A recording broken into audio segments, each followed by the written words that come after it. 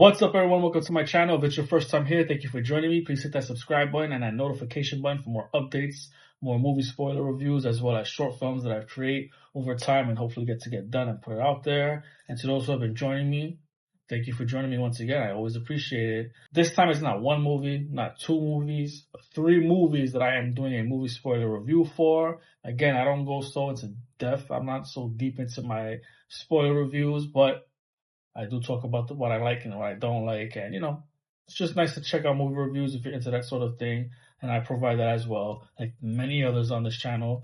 But let's talk about the Terrifier trilogy. I just saw the 3rd one this past weekend. And I did see the other 2, the first 2, during the week for free. Because originally I did not want to watch these films. I had no care for them. But my cousin kept talking about them. So I'm like, you know what? Let me check it out. And eventually I went with him to see the 3rd one. And to start off things with the first Terrifier movie, Art the Clown, the main antagonist, the killer clown, demonic clown, if you will. It was kind of confusing. Let's start with this first film. It was not much going on with plot. It was just pretty much a clown terrorizing these 2 girls, and, there were victims and gruesome killings. So, that's pretty much was more of it was pretty much a glorified gore fest of a film, but there was no plot for me, so I did give it a 5 out of 10. I'm not really big into horror films, especially I don't really care for gore. I'm not put off by it, but it's not my thing. I do like slasher films of the horror genre, my favorite being the Scream franchise, but I will say, again, Terrifier was a 5 out of 10 for me, and I was intrigued to want to know more of this character, this killer clown, who he was or is, again, because he just didn't seem normal human, there was something to him.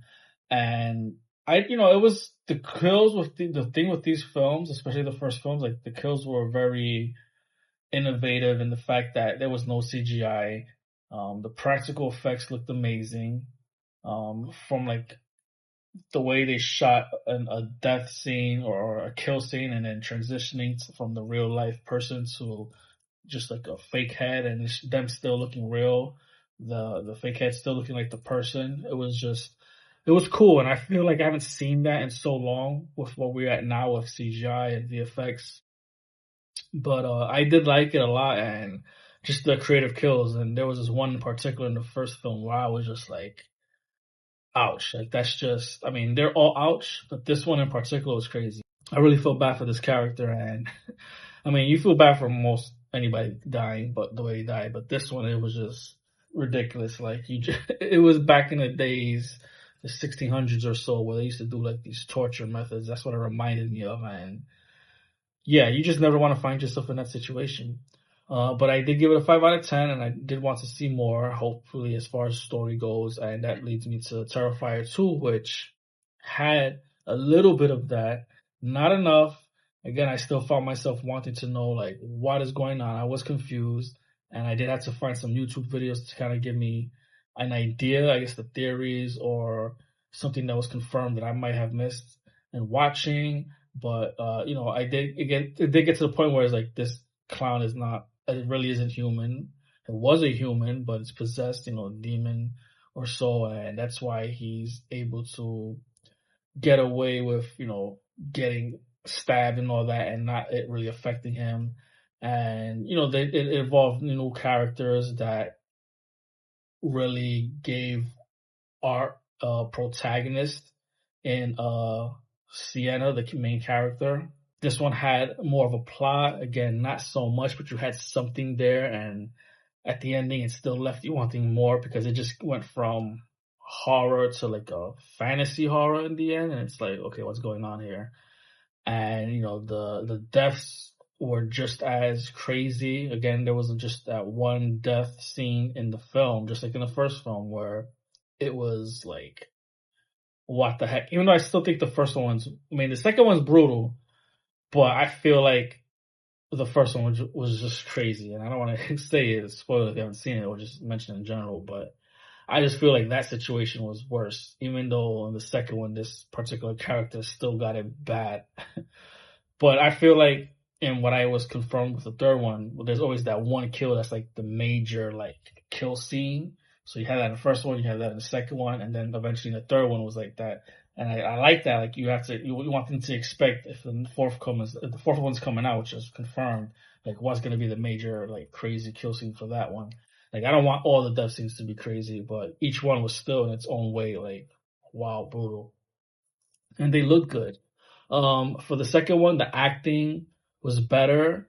Again, there were things that I, character wise, the way it was written, I would have not liked to have seen consistently. Maybe one character, but like most of the characters, when Art is doing his thing and they're watching him like commit murder and kill, they're just like standing there and like yelling or like making a face, and they're not running. Like if I see this happening, I'm leaving. Why would I want to stay watching you kill somebody for you to chase me and now I'm gonna run away? Like that bothered me. And I get people freeze in fear, but it was just so common throughout that whole film where I was just like, it's just not believable for me. Like leave. Like why are you waiting for him to chase you? So then you can play this game of catch me if you can. And it's like, I just found it ridiculous. I gave the movie a 7 out of 10 because it had more of a plot going.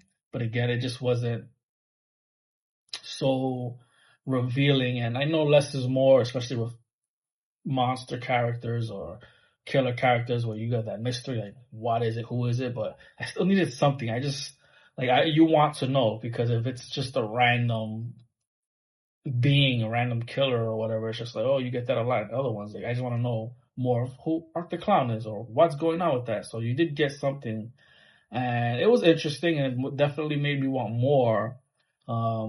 And then the third one, I expected in the third one when I went to go see it, I was like, okay, yeah, I need to stick around and see this, where's the story is going, because it started to get, more open and like, crazier, and this again, fantasy type of element, if you will, to me anyway.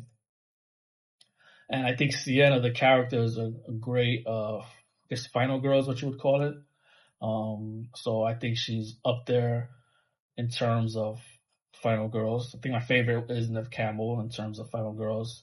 But yeah, I liked her a lot. For me, it was just too long. I felt like the film could have been cut down a bit. So that's why kind of also that rating for me was a 7 out of 10. Did I even mention that before about that was the second thing, the runtime? I think I was going to start doing it and I just shrugged off. But yeah, it was the runtime and just certain choices for the film and characters. But I did like it. Better than the first one to me. Obviously 7 out of 10 compared to 5 out of 10. And I was ready for the third one because I'm like, okay, what's going to happen now? Especially where it left off. Where it left off, but you know what's happening. The third one, he's back Art the Clown, so it's like, what's going on? So the third one was in a Christmas setting, and Art the Clown is back, and they explain it. I don't think I felt it. It was a long movie. I think about the same time frame as the second one, but it didn't feel that way. The second one felt like it dragged versus the third one, which I didn't feel like it did.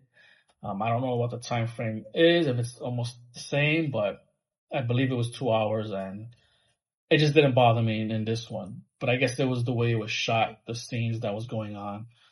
I don't like the brother character. I didn't like him in the second one, so there was less of him in this one, which I actually preferred because I just wanted to know more on Sienna, what's going on with her, the things with Art the Clown, which again you still question, but more was revealed, and you're like, okay, I can see what's probably going on here, which was pretty evident.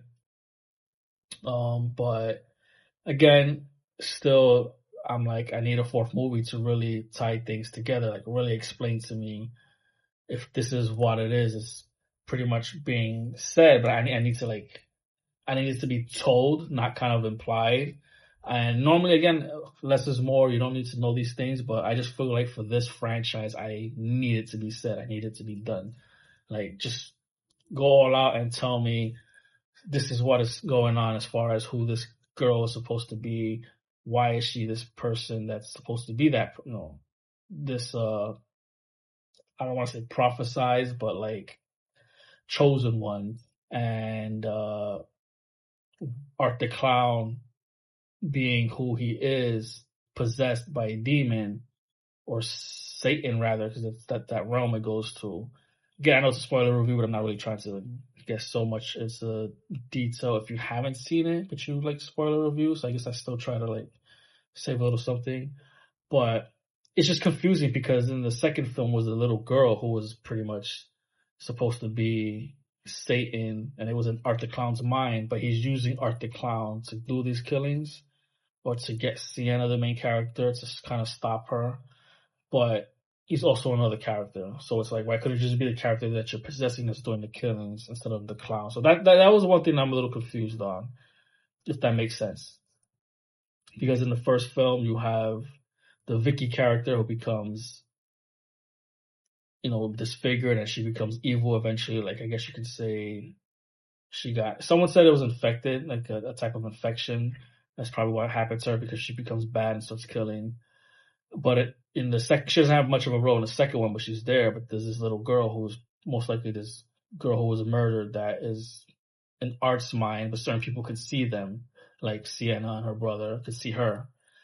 But she seems to be like the main one, from what I'm hearing, that is like supposed to be possessed, and then Art the Clown is kind of like just following her or something. But she's not seen in the third one at all. But Vicky has a bigger role. But apparently Vicky was now who the demon or whoever it was supposed to be is in control with her. And again, Art the Clown is doing whatever, but it's really the characters in the demon, because Art the Clown don't talk. Now, whether that's because he's actually mute as a human when he was a human or so, I don't know. And that's probably why we have these other characters. But even then, the little girl didn't really talk. That, if I can remember correctly. Maybe one scene, I don't know. But, it still leaves you like questioning what is going on with these films. But there's something about a chosen one being the girl to stop, I don't want to say Art the Clown, but the demon, because it has to do with her father and drawings. And there's this scene with her and him, and he gives her the drawing of her as a warrior angel. And when he gives her the drawing, because he's an artist, comic artist, and when he gives it to her, something's happening there, and it's like, what's going on? And her father apparently had died or killed himself because he was, I guess something was going on with him. So, you're still having these questions throughout the ending of the film anyway, the way it ends. But now you get more where Sienna's like, after she's been kind of like haunted from the second one, and she's like messed up in the mind, after she seems to have lost everyone. I think in the fourth one, we don't have to deal with like what she's struggling with mentally. It's now like a fear. It's now like she's ready to just kick ass. And I think that's a cool way to go about the character in the next film, where it's just head on. Whereas Art, such and such, and I'm not running away or, being in fear. There may still be some fear, but like she's more of a stronger character at the end of the third movie. And I think that's the best way to go now. And yeah, I mean, like, what can be done? Because if this killer's going around there murdering people, especially in the third film, a lot more people were killed. And then there was that crazy scene in the third film, that big scene I keep telling you. There's always one big, like, death scene. There was a crazy one in the third one, which is probably on par with the first one in terms of what happened. But I still think the first one, it being a woman and, what women, the private area, what it contains, it's not, I just feel like, I just say, sawed in half, starting from, her area there, and I just think that was the worst. Like, even though in the third film, this guy gets a chainsaw, but I don't know, I just feel like with the woman, it's just slower. I just think the first one was still probably the worst kill than the third film with that particular kill. But again, it's just as gory, it's just as dark, like, especially with the mall scene, all those, with the bomb and, character specific, group dying, which, I mean, anyone dying is crazy, but especially like a specific group around the time of Christmas, it's like, it's crazy. But it's definitely a darker film. I mean, they're all dark, but where it goes, and I give it an 8 out of 10, the third film. Like, what's great about these films, they kept getting better for me, but it's still missing something. But, I enjoy the films. I'm looking forward to the fourth one, and I hope it ties everything together. It's the last one, and, I hope it's in a way unique in itself now, but I hope it pays off, because again, to me, that element where she's like the chosen one and whatnot, that it just goes into that fantasy realm, or fantasy or realistic, if you believe in angels and stuff like that. But in that tone of where it's going, it's fantasy for me. Because in real life, it's like, do we have characters like that? No, you don't see somebody with like a sword like going on the streets right now, unless there is and we don't know about it. But yeah, so I like the films.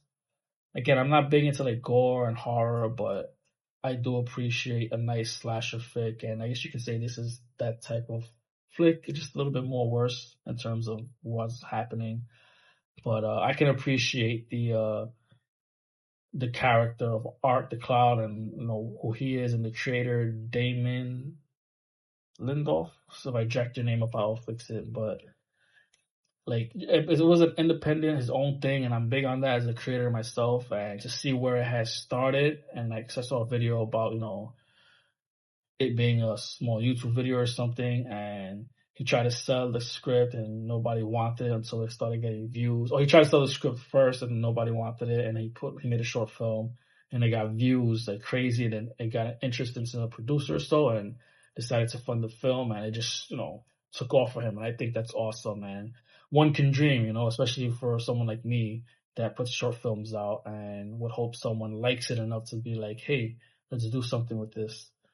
But I like the Terrifier trilogy so far. They keep getting better for me, and sometimes sequels aren't better than the original, but I can say the second one is better than the first one, and the third one is better than the first and second one for me.